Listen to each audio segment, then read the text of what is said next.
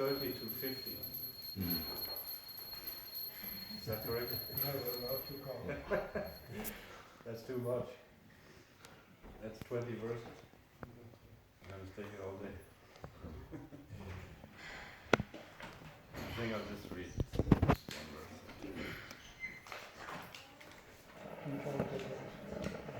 It's too long.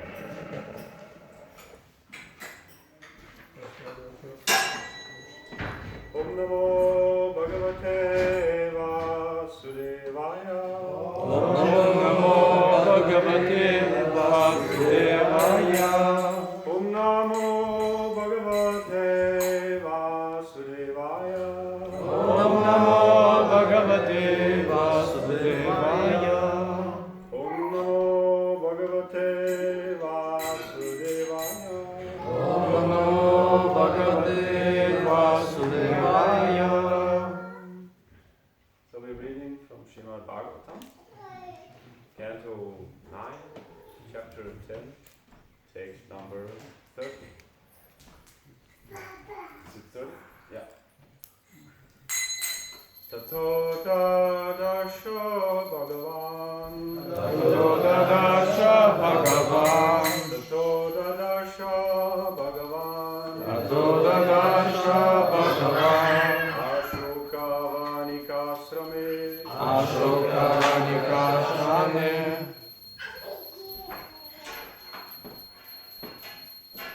Ashokavanikasrame. Ashokavanikasrame. Shamam svaviraha vyadim. Shamam svaviraha vyadim. Shamam svaviraha vyadim. Shamam svaviraha vyadim. Shingshapamulam asritam. Shingshapamulam ashritam. Shingshapamulam asritam. Shingshapamulam ashritam.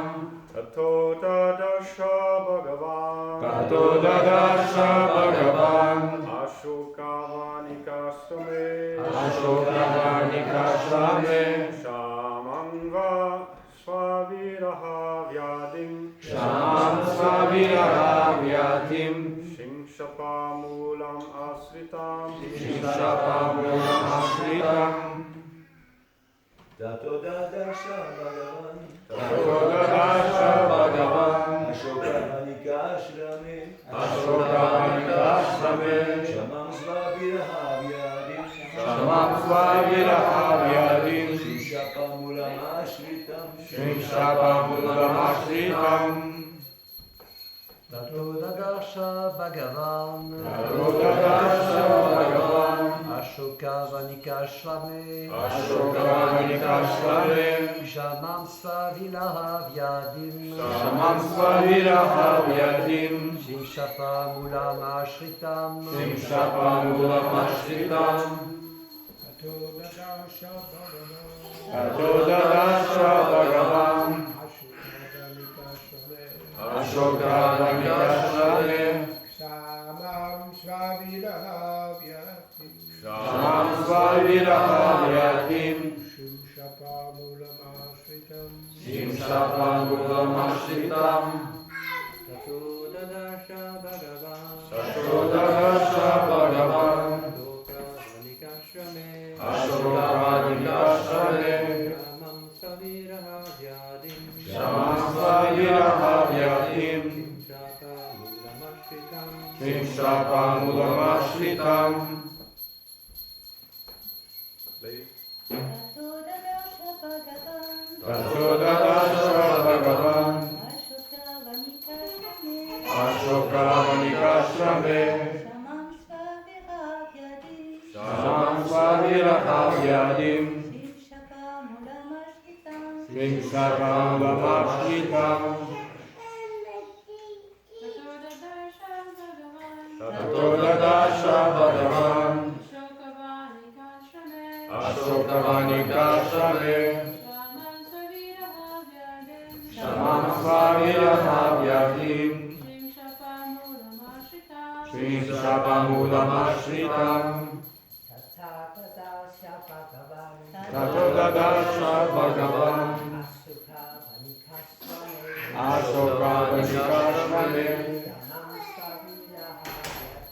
Shamam Svavirahavyatim Shimshapamudamashritam Tataha. Tataha Thereafter. Dadarsha. Saw. Bhagavan. The Supreme Personality of Godhead. The Supreme Personality of Godhead. Ashokavanika Ashokavanika in a small cottage in the forest. In a small cottage in the forest. Of Ashoka trees. Shamam. Very lean and thin. Svavirahadvyadim. Suffering from the disease.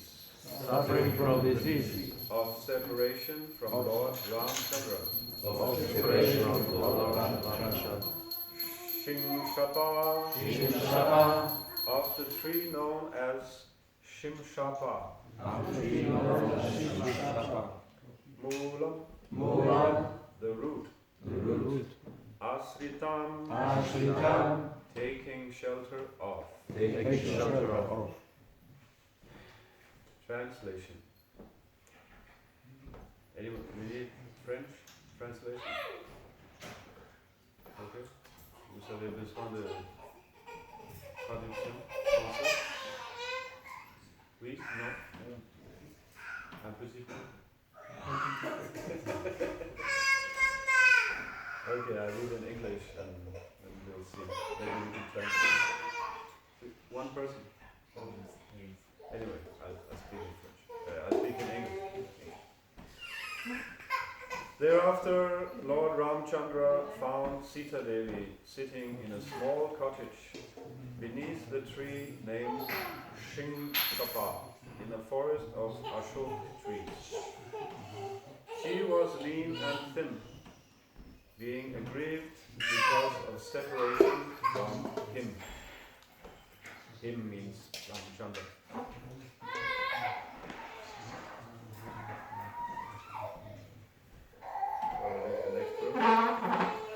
Rama Priyatamam Bhaya Dinam Dikshan Va Hampata Atma Sandashanalata Vikasham Mukha Pankajam. She is feeling separation from her mother. Oh, she's there. Maybe she's hungry. Seeing his wife in that condition, Lord Ramachandra was very compassionate. I prefer if we have translation, we have it loudly. If you want to translate, you have to sit here. Otherwise it's disturbing, I think. Either loud or nothing. It's distracting. Seeing his wife in that condition, Lord Ramachandra was very compassionate. When Ramachandra came before her, she was exceedingly happy to see her beloved, and her lotus-like mouth showed her joy.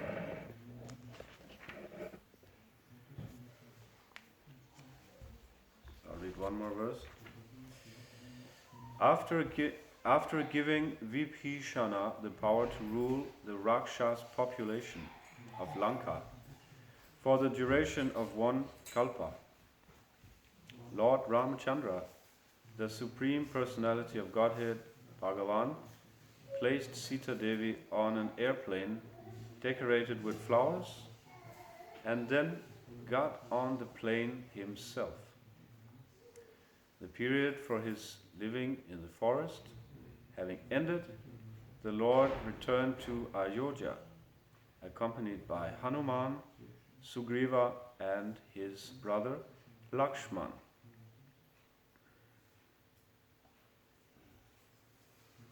So what is one kalpa?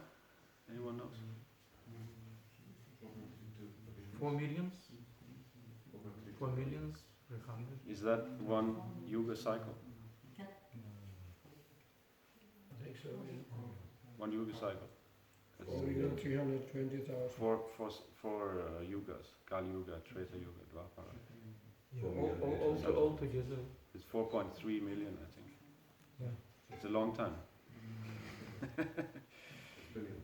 He was ruling for millions of years.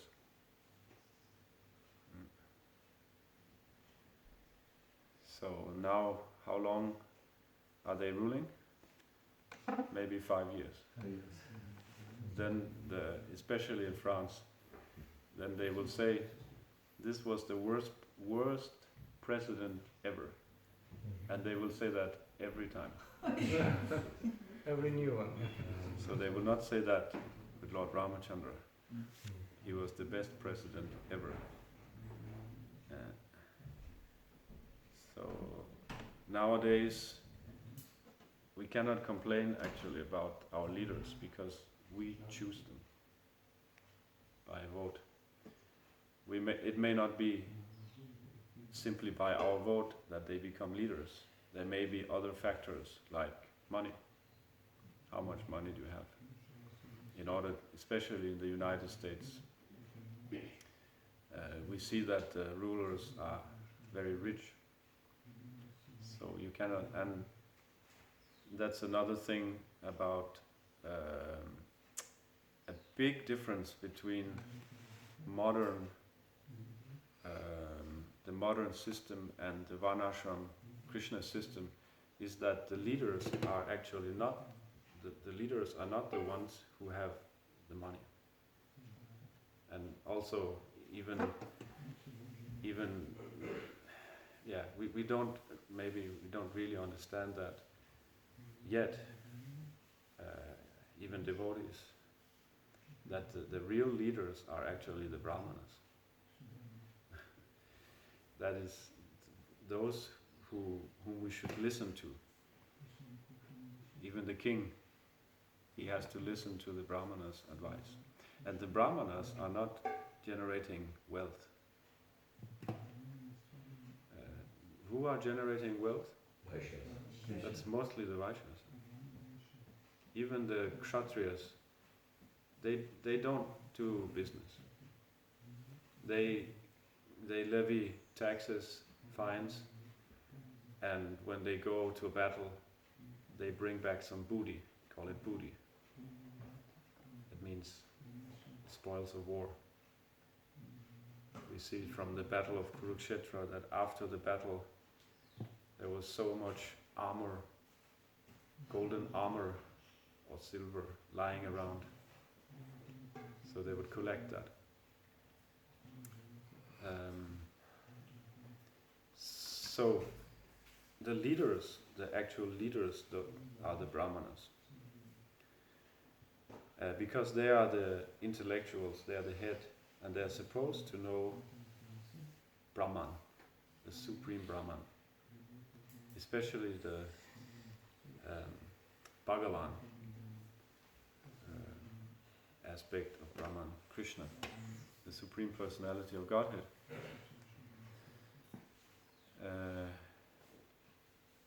So this Krishna system is eternal. We cannot get rid of it. We can cut the heads of the kings, like we have done here in this country. But there will still be nobility, there will still be kshatriyas. You cannot get rid of it, because Krishna says in the Bhagavad Gita that I have created it.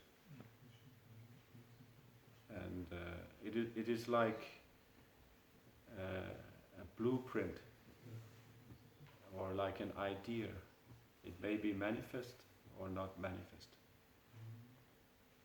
We also hear from old philosophers, they speak about this, like Plato, if anyone has read Socrates, Plato's scriptures. Plato, he talks about the world of ideas. Do you know about this? A little bit?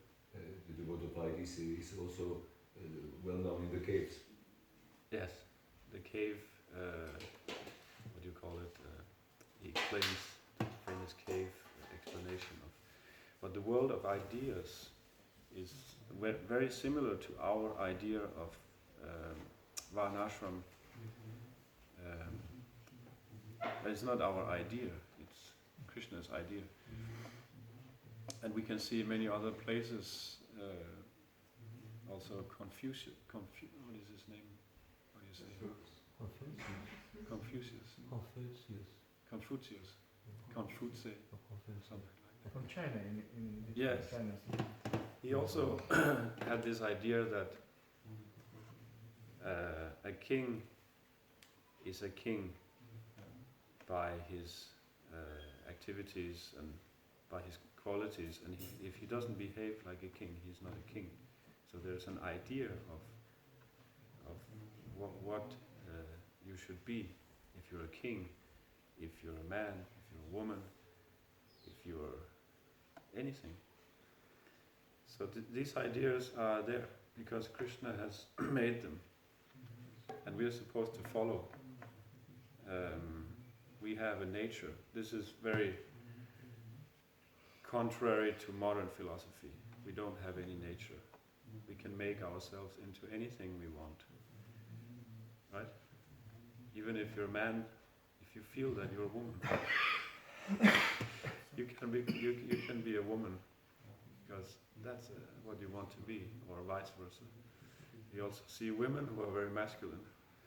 They want to go in the army or become a jet pilot. So Krishna has created certain natures, and we are born with a certain nature. I think that does not mean that we don't have different options, but we cannot do everything. That's only Krishna who can do. Krishna can do many different things. We are limited, so we have to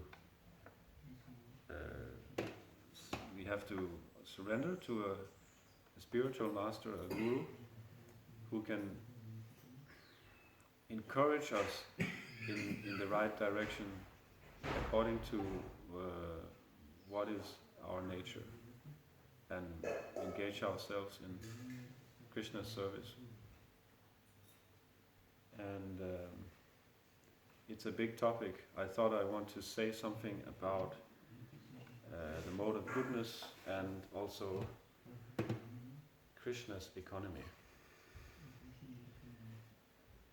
Because the system we see now and the economy that we see, the global economy, this is not Krishna's economy. This is an overdevelopment of the mode of passion. Overdevelopment of the mode of passion. I think Prabhupada has said that. Ravindra Sarup, is that correct? He quotes Srila Prabhupada by saying that it's an overdevelopment of the mode of passion. Yeah, he said that many times. Yeah. So we can have the mode of passion, but not an overdevelopment, which we see now. A lot of efforts to make the economy grow exponentially, building and breaking, as Prabhupada said. That's what we can do. We can build and break, but we are not so good at maintaining. Ignorance, passion. That's what we see. When I was in New York, it was in 2019, it was very clear that was going on all the time. One skyscraper going down, one going up. It was all the time. They use explosives. Do you know how it looks when they blow up a skyscraper? It looks exactly like it did on 9/11. But I will not get into that. It looks exactly like that. That was not natural. But I'm not going to get into that. That's a conspiracy. So we need to come to the mode of goodness. We see that everywhere in Prabhupada's books. And what are the first things we need to do to come to the mode of goodness? We all know, right? We have to follow the 4 regulative principles. That is only the beginning. That is just, we can say, for beginners. Then, when we do that, something is supposed to happen in our heart. What is that? We're supposed to become clean. And cleaning the mirror of the mind or the heart so that we can remember Krishna. And automatically when we do that, so many things in our life are supposed to change. When we came to Krishna consciousness, how we were living before we came to Krishna consciousness, or we can say even after we came, because we're bringing a lot of conditioning with us in Krishna consciousness. And we may have been brought up in a certain way, we have been taught different things, how to live, how to perceive the world. More or less, all these things we have to give up. And that may take many years. And one thing which is everywhere in Prabhupada's books, it's absolutely everywhere. You can read almost any purport, and Prabhupada will stress that we are supposed to live off the land. We are supposed to cultivate our own food. And there are many other things,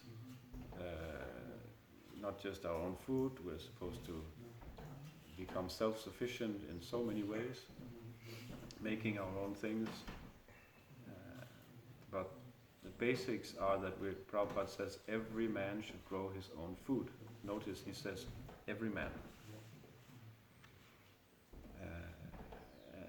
I think either we just skip over it, or we think somebody else can do it. But if Prabhupada says every man, you cannot go around it. That it's very clear. And he says, again, he's hammering. We know Prabhupada. When he wants to underline something, he hammers the point, right? He's hammering the point. We are not this body. We are not this body. For example. So Krishna's economy is not an economy, an industrial economy.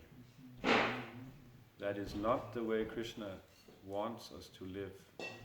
It's like we're living now. Let's just be honest. Most of us are brought up maybe in the city, and we are very conditioned in that way.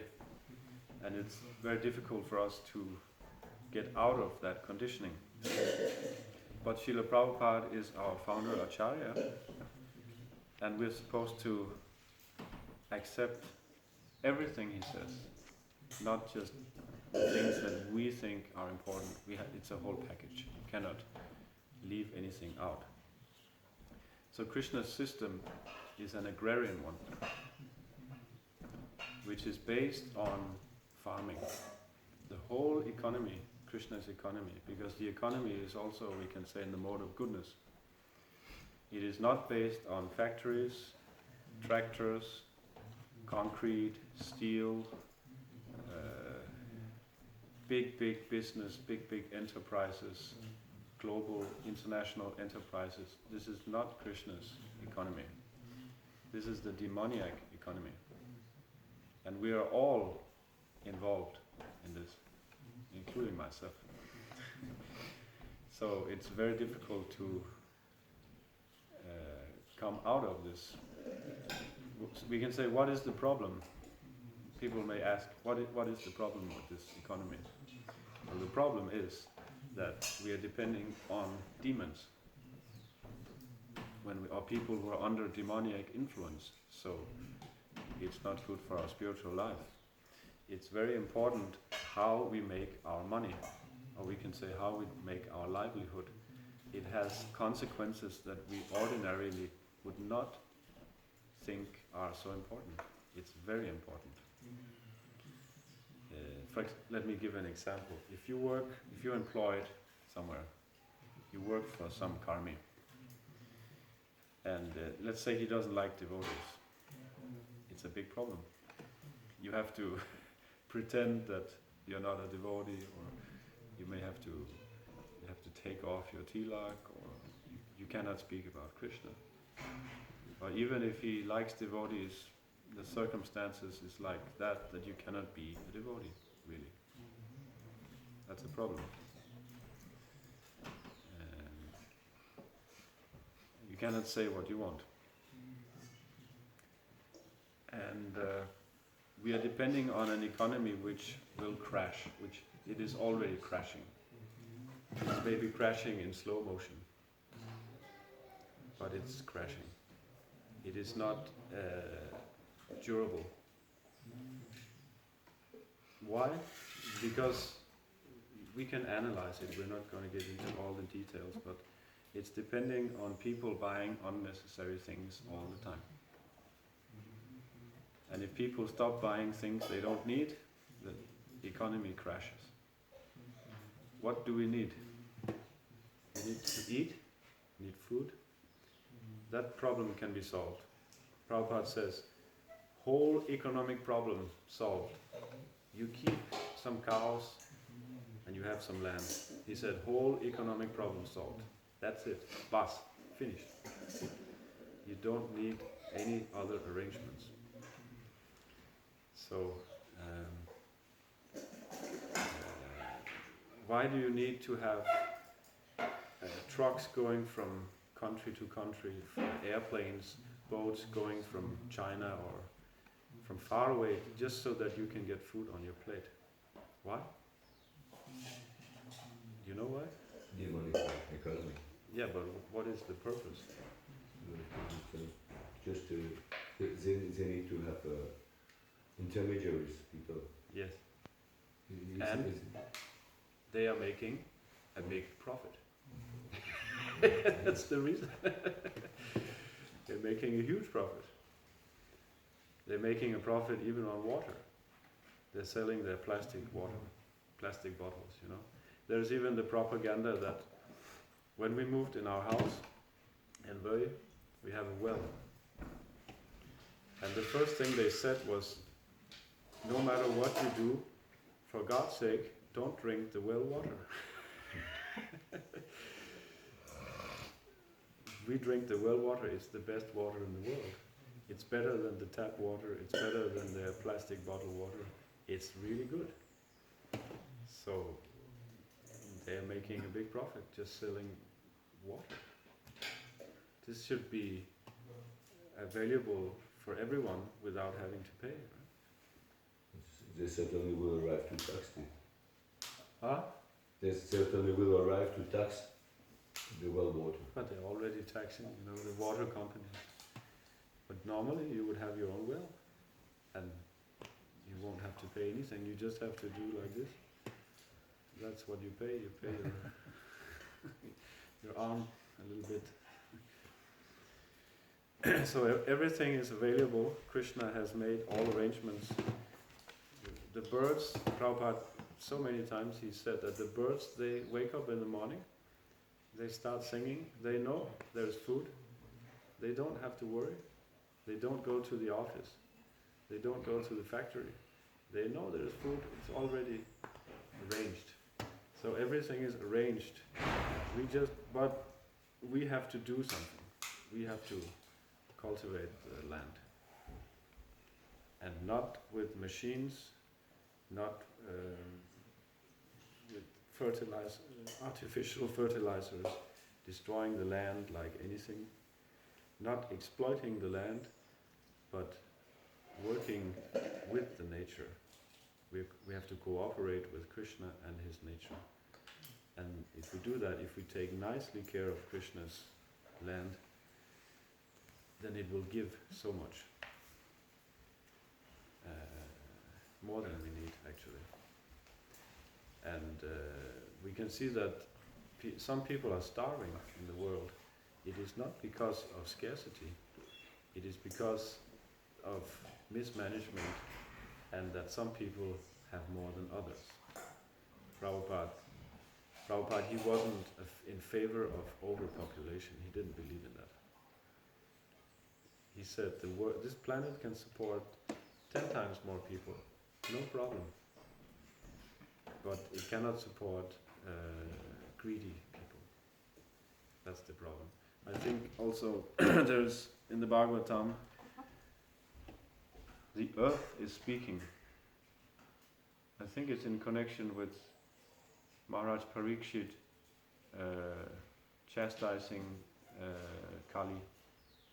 I think so.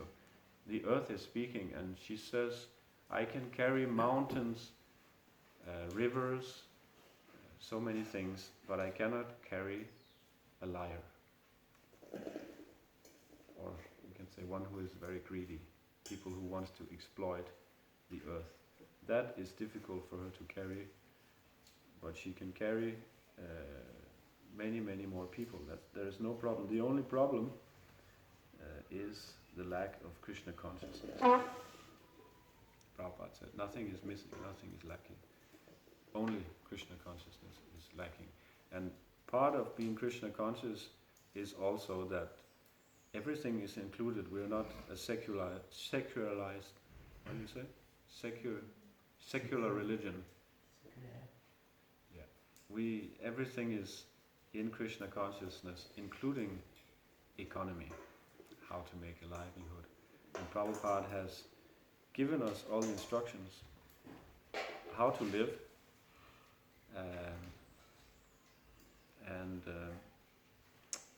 I heard one time Sachinandan Swami said that now we have to carefully experiment according to Srila Prabhupada's guidelines.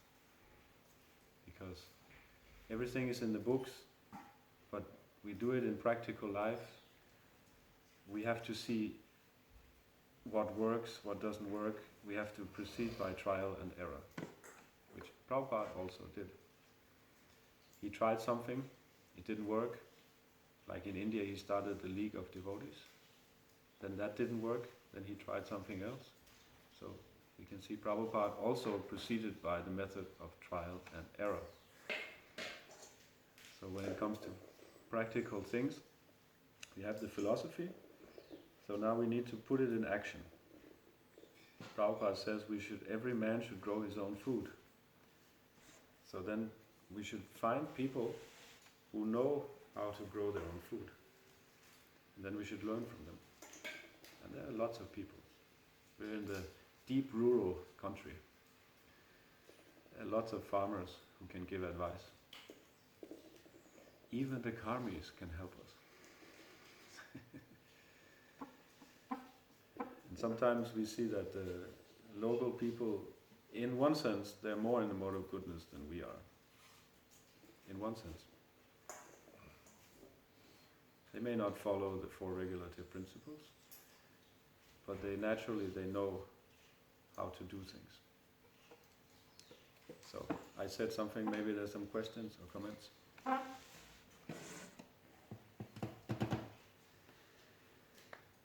Mm-hmm. Isn't there many things that is difficult to take care of yourself? Like, for example, if you need glasses, to produce glasses, and you have to, there's always a need for some special knowledge how to do things.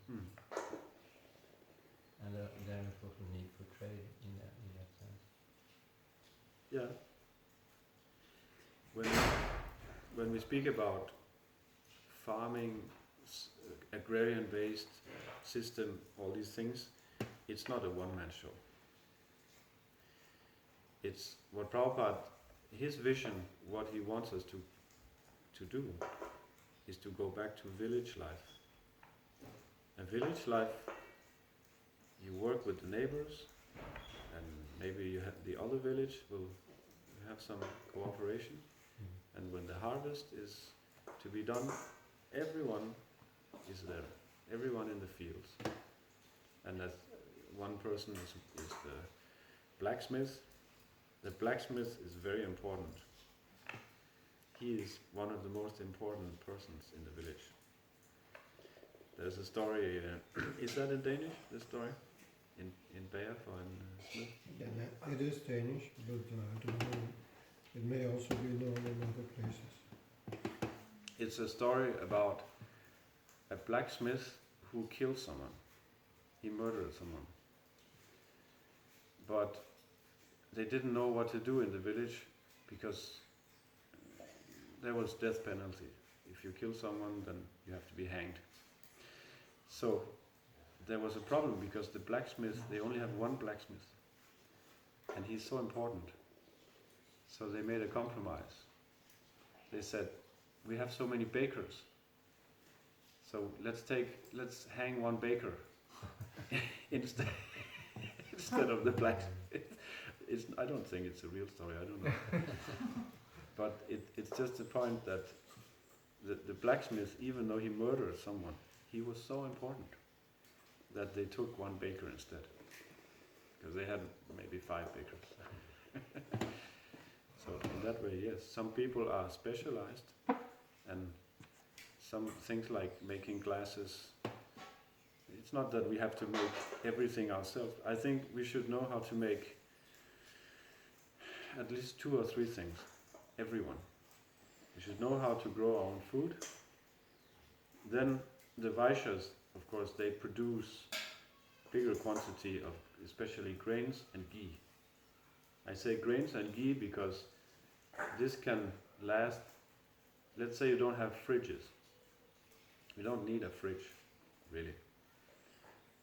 And you can even make a fridge naturally, but that's another thing. But grains and ghee, these are produced in big quantity by the Vaishyas. But everyone else can make a garden and produce their own vegetables, fruits, berries, things like that. Where was I? Yeah, but everybody should be able to grow their own food, some food, build their own house. You didn't need to have so many people. Now, what do you need to build a house now? You need masons, carpenters, plumbers, electricians, roofers. You need a whole group of people. Formerly, You need factories where you need a can factory to produce produce all the the parts. elements that the house is built from. Formerly, every man knew how to build his own house. If you couldn't build your own house, you're not a man. And if you couldn't plow, also, you're not a man. So growing your own food, building your own house, maybe we can say making your own clothes. That's also important. So 2 or 3 things. And then glasses, shoes. There may be someone who's a bit specialized. So there's a cooperation. But this cooperation should be complete between the different varnas in order to function. Like the brahmanas, they don't need to make wealth. So they need to be supported by the other varnas. And like that. The women needs to be protected. That's another subject. If they want to be women, real women. And the men needs to do their duty as a man. That's another topic, big topic. Anything else? Some questions?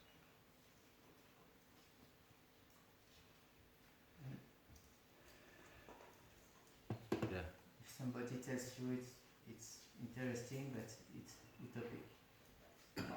If somebody Ask you, it's interesting, interesting. Mhm. very interesting, but it's utopia.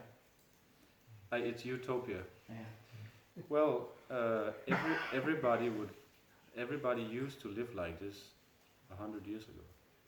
Up until 100 years ago, everybody lived off the land. It's very new what we're doing now, the industrialization. So you can turn it around and you can say, what we're doing now, this is utopia.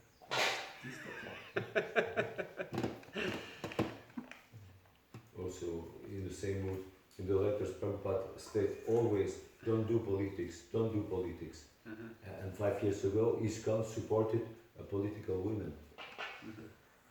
Prabhupada states always, don't do politics, don't do politics.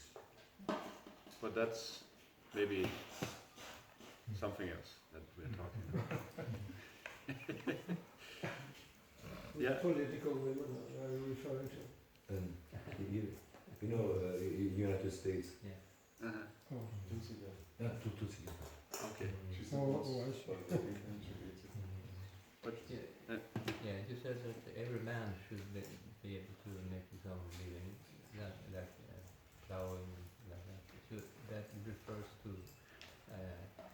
brahmanas, kshatriyas, vaishyas, or shudras, or I think is the man here vaishya or my understanding of the scriptures and what I have experienced and so on is that everybody is in some way involved in farming, somehow or other involved, because the whole system is based on farming.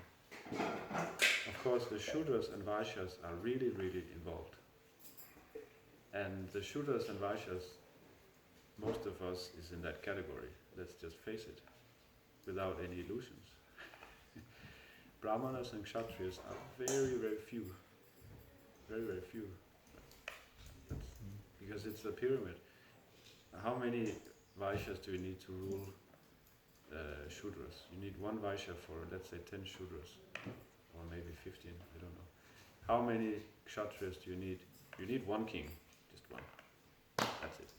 And then you need some noblemen to manage the country. But you need a handful. You don't need as many. You need soldiers. You need some soldiers, yeah. But you don't need to have, every second person is a soldier. And then Brahmanas, you need even less. So the Shudras and Vaishyas, they are really engaged in agriculture in a big way. And the Kshatriyas, well, I don't know everything, but the Kshatriyas, they go to war.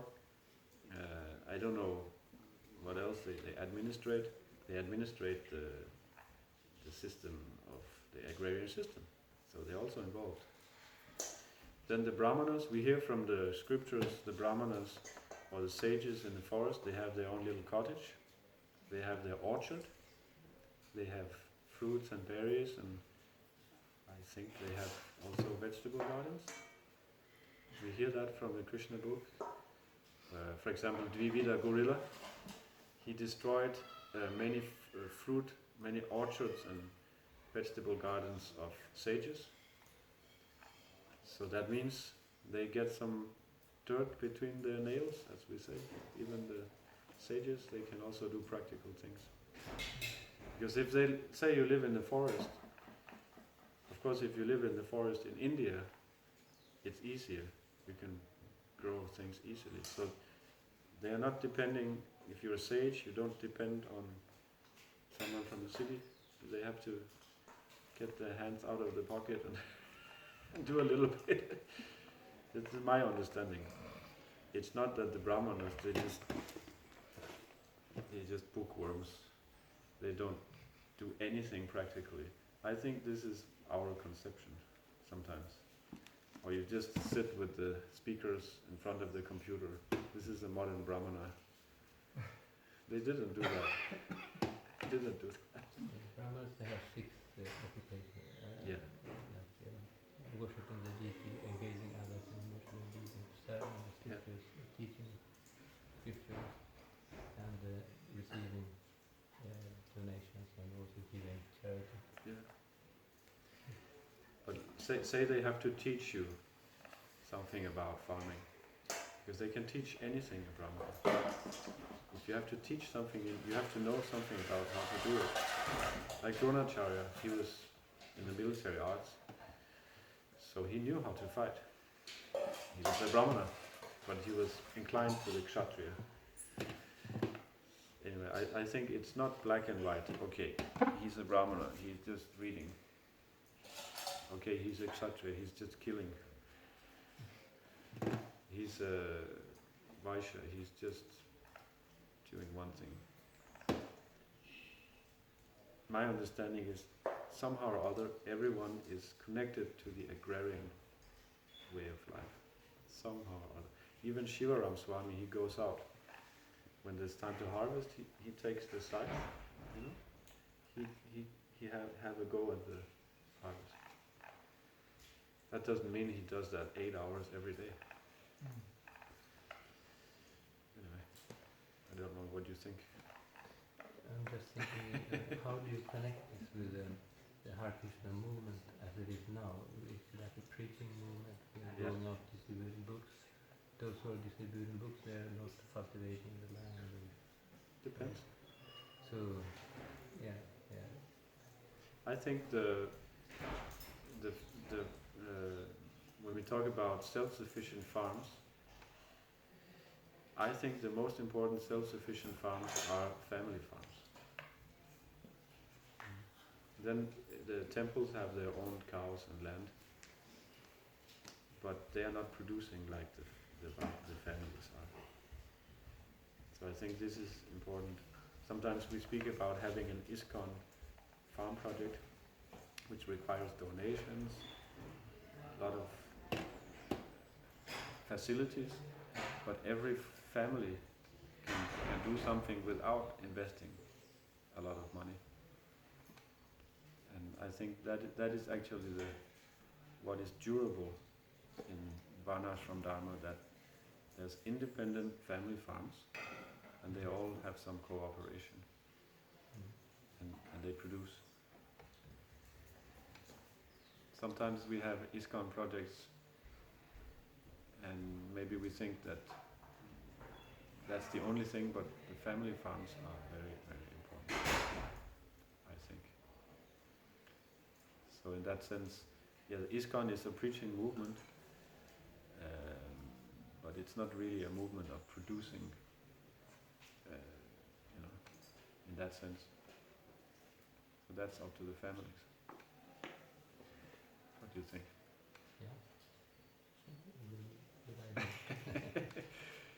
I think that I spoke with Ravindra Swarup about what the one purpose of ISKCON projects is to teach, and also to teach how to live off the land.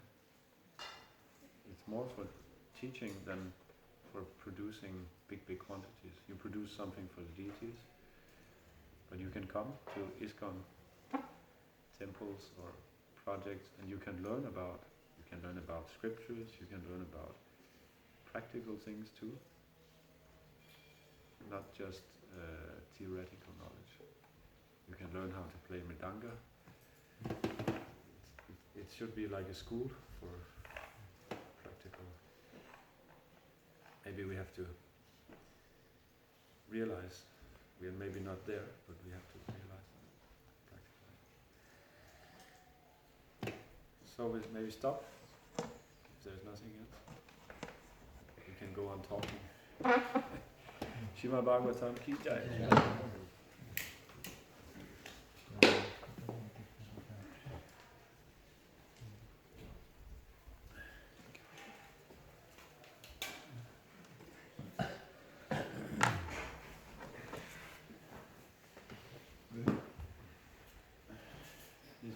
Non, je le connais dans ce Bien. Oui, je comprends. Faut cultiver la terre. On cultive la terre, c'est ça qu'on peut faire pousser les... Sinon, nous allons mourir. Bref, Je parle de Raman de Sita, mais je l'ai déjà vu aussi. La petite étoile, c'est ça qui prêche sur la terre. C'est juste le bout d'un doigt qui prêche pour toute la terre. Tout le reste, c'est une tradition de procession. Dans un monde de tout. Comme l'oiseau, le colibri, là, l'oiseau qui venait de la mer, qui était par là, qui a récupéré ses œufs. nous ne sommes pas seuls. Oui, c'est ça. Krishna est là.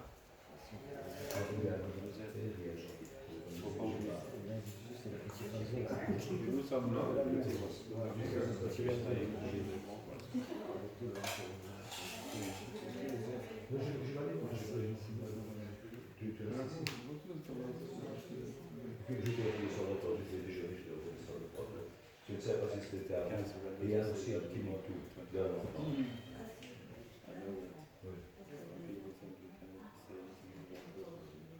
You see that Je vegetable? t'apporterai tout. He was speaking even with that. Là, je vais déjeuner, je chanterai tout. It's not a rule in his country. C'est certainement les petites filles de. They don't speak.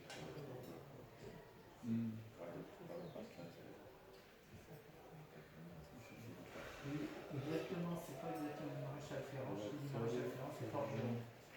Ah, c'est le forgeron. Le maréchal Ferrand est dedans.